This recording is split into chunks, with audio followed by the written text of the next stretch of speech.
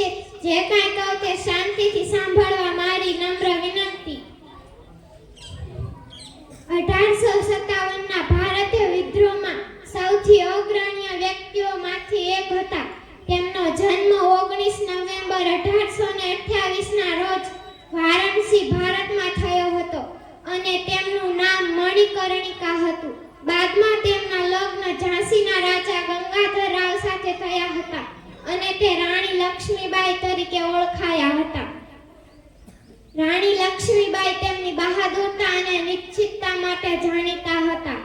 તેમને નાનપણથી જ તે તલવારબાજી અને ઘોડેસવારી કરવાની તાલીમ આપવામાં આવતી હતી।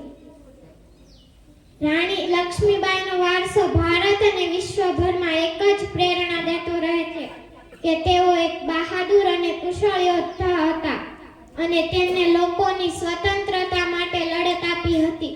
લોકોને અન્યાય સામે ઊભો રહેવા માટે લડત આપી હતી।